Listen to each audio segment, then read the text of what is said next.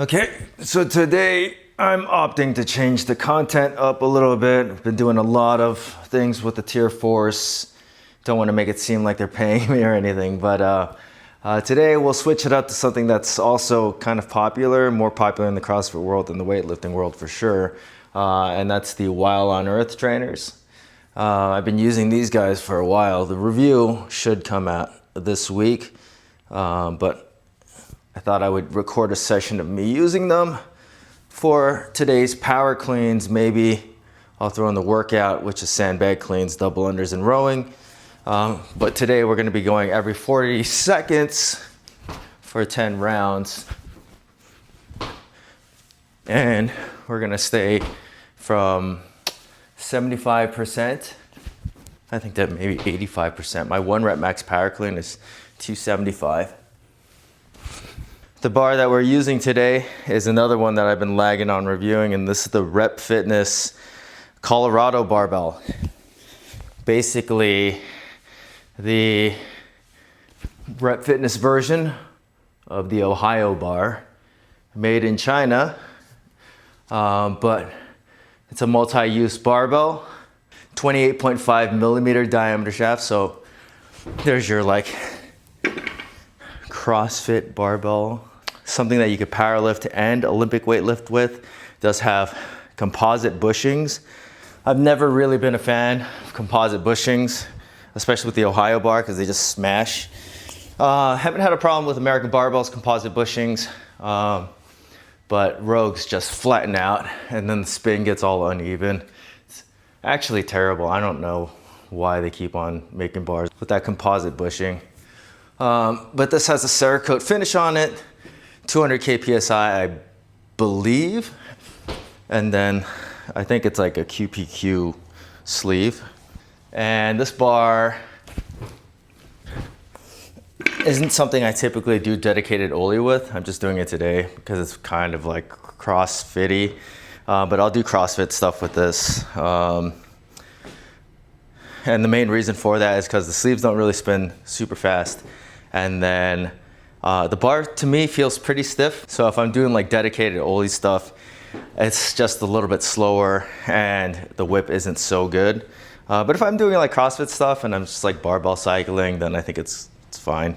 The knurl is like, I would say most people think it's light. I think it's like a light to medium depth knurling.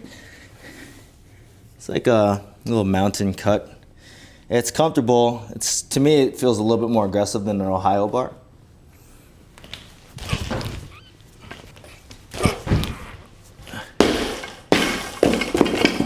But back to the shoes. The shoes, if you've been following my Instagram, you would know that I think the shoes are very, very comfortable. Comfortable to a fault almost. I've done so many burpees in these shoes, it's freaking ridiculous. And for burpees, I don't know if I could choose a better shoe. They are very comfortable for doing burpees. They're super flexible. They are cushioned very well. And they're fairly light. I wouldn't say that they're like the lightest shoes out there. They feel a lot lighter. Like if you're holding them, they feel lighter than they actually are. They're like 12.8 ounces, which is like, you know, middle of the road for training shoes, but it's not bad at all. Yeah, but the cushion works both ways, right? So like overthinking, yeah, it's comfortable when you're running and jumping and doing burpees. It's also a little too comfortable for when you're doing barbell cycling, weightlifting. Not so much like if you're doing like singles, but I noticed for barbell cycling, stuff that I was doing repeated reps, it's a little squishy. And in talking to them, they said like the goal was to not make a hardcore CrossFit shoe. And, you know, with that in mind, they definitely succeeded in their goal. These don't feel like, you know, like they don't feel like straight jackets for your feet or anything, which is great. But, you know, at the same time, if you're somebody that was looking for a really competitive CrossFit shoe, these probably aren't the ones. Which I think is kind of weird, considering Brooke Wells and especially Matt Frazier are like two of the faces behind it all.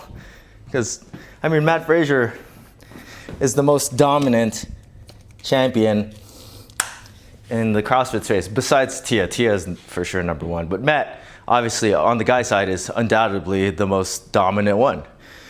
And you're telling me that he came out with a CrossFit shoe that's a casual CrossFit shoe? It's kind of weird.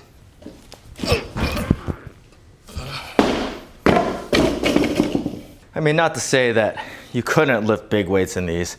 I've put up some pretty decent back squat numbers.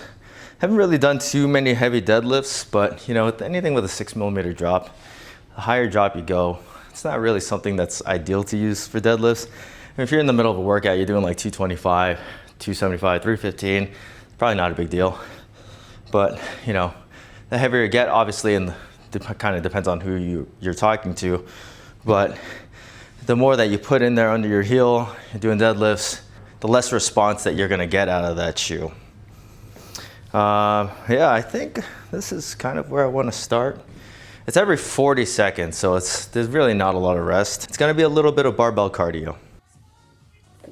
A little slow getting under that one. Grip on these is great. I think that's one of the standout things is the grip. Like, doesn't feel like my feet are gonna slip around in these. Plus, another thing that I really like about these is the flat profile. Like, there's no toe spring, there's really no heel rocker. They do feel on the ground when you're wearing them, which is a good thing. Another thing that's really nice about these is the sidewalls. They really do keep your foot where they need to be. The upper is a little bit pliable, but the sidewalls work well. A little slow with the elbows there. Going into day, and pretty much every day, I kind of have like a focus on what I want to achieve. Like today, my focus is getting those elbows up very fast, because that's something that I'm pretty bad with, pretty slow elbows. Okay, that was trash. I don't know what happened there. Just threw that one up. I was thinking, get that bar close to my hips, closer to my upper thighs, which is it's kind of tough for me because I got really long arms, kind of short legs. Okay, that was a little bit better. Oh, that was better. Got a really good jump on that one. That one freaking punched me in the throat. Ooh. Let's really think about where to make contact on that one. And it was a little bit low, but man, that bar got up. Got a better jump because maybe it was a mix of the two, higher on the hip, and just a good jump on that one. Ooh. That's pretty good too. Fast elbows. Bent my knees pretty good when I caught. I think I was just getting more warmed up. So these shoes, like for like 80%, they're great. I think they work well. And obviously it depends on your tolerances and whatnot and your strength, but I think up to 80% they're good. Okay, so a little slow with the elbows on that one. Maybe accounting for the weight jump. But yeah, these are like, they're gonna get you through your day very comfortably. They're gonna do whatever you need them to do. They might not excel at like super heavy lifting, but they're gonna be capable enough to lift up to heavy weights. Ooh, that was ass. I hit so low on that. I don't know what was going on. That hit like right above my knees. I don't know what happened there. Obviously not being patient and just kind of ripping the bar off the ground. Yeah, that I might need a redo on that one because that one was just so bad. Oh, that was not good either. Maybe just a little bit of fatigue settling in. I'm gonna redo those ones because they're just not very good. I don't think I was pulling back enough with my lats. I let the bar get away from me, jumped into the bar and let it fly out. That last one, I had a really solid sweep back, and obviously the bar stays close, and I was able to maintain some kind of vertical force. All right, let's do that again with the same kind of mindset. A little starfishy on that one, but the bar went up, caught it clean. Not really any drama. So yeah, like we're thinking, this bar, does it work for CrossFit? Does it work for Olympic weightlifting? Does it work for powerlifting? It works great for all of them. And that's what I think this bar excels at the most, is that it's not amazing at anything, but it doesn't suck at anything either. And the main reason you get this over an Ohio bar is because the composite bushings on the Ohio bar are terrible, absolute butthole. When it comes to the shoes, I think really 80% is where I draw the line when it comes to lifting Oli stuff. Like, I feel good with a 225-ish clean, maybe up to 240. It really just depends on the clean, depends on the workout. For lifting, I think the hardest thing was barbell cycling. Barbell cycling, it's like they're very flat and they feel like flat against the ground, but just that little bit of squishiness in the heel, like it throws off your timing a little bit when you're catching and then you're going into the next rep.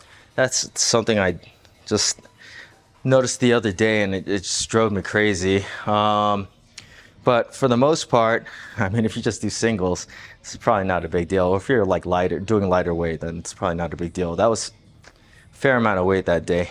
Stay tuned for the full-on review. It should be coming out pretty soon. I've done everything that you could humanly possibly do in the Wild on Earth, so I'm not gonna hold back. Okay, so pretty cramped space for this workout. It's gonna be a 14-minute AMRAP with 48 double unders, 20 cal row.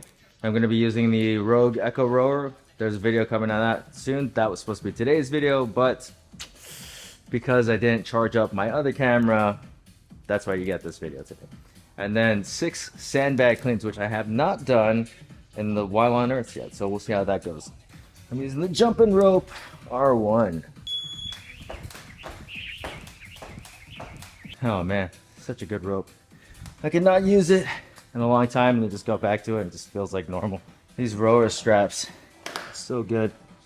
A lot of naysayers about this Rogue rower. And I'll be honest with you, I wanted to not like it, but after getting it, I mean, you can't not like this thing. It's a tank. And it does exactly what you need it to do. To pretty much the same spec as the Concept 2. It's actually harder. In every test that I've run, I'm slower on this. But the perceived effort is the same. And when I'm slower, or I don't get as many calories, it's not far off. Great fit sandbag. First time I've ever used it. I've got it filled up with rocks. I want it to hold a little bit better and not leak. Sometimes the sand will get like the powder that comes out of it. It's madness. And so far, I really like pea gravel.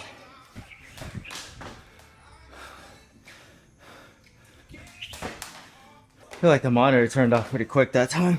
The last time it took me about 1:20 to get my 20 calories. I'm not a good rower, so when I row, it's mainly just to survive. Because if I start blowing too much energy here, it's really hard for me to get it back. And I'm already not a good rower, so it doesn't do me any benefit to push too hard on the row. 119 that time. Yeah, the sandbag feels pretty good. Like the texture of it isn't as rough as the road. I guess if you sweat a lot, it might be slippery, but for me, it feels really nice. And putting the pea gravel in makes it hold its shape. Also really good, really nice.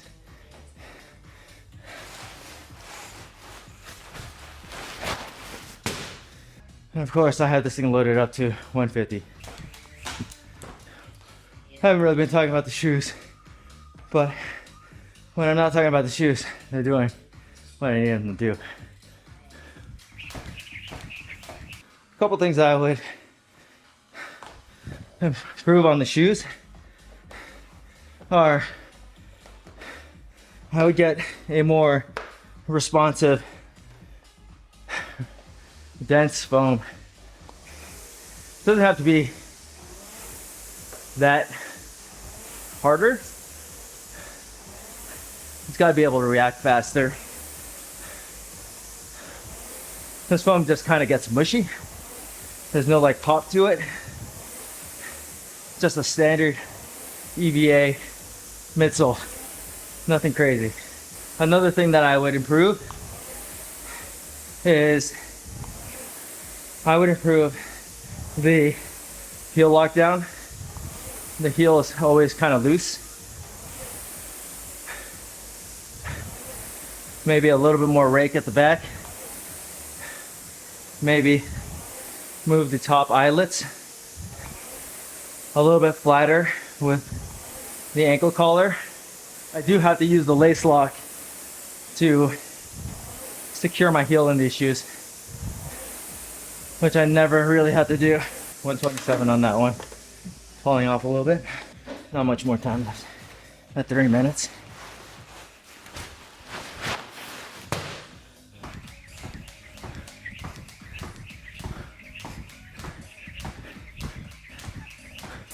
One of the biggest misconceptions with this rower is that you're going to be able to save space. But either way you cut it, fold it up, standing up takes a bigger footprint than the Concept 2. But to be fair, it's really the same usable space. So when it's down like this, you're gonna stay just as far away from it as you would the Concept 2, if not even a little bit farther, because it's your new baby. I got the row, I promise. I promise, no rollovers. Yeah, that was a good workout for the shoes. I almost didn't think that they would hold up on the sandbag, because sometimes torsionally, when you're doing like a high torque movement like sandbags, double kettlebell, devil's press, your shoe wants to twist and turn, and then it kind of turns into mush.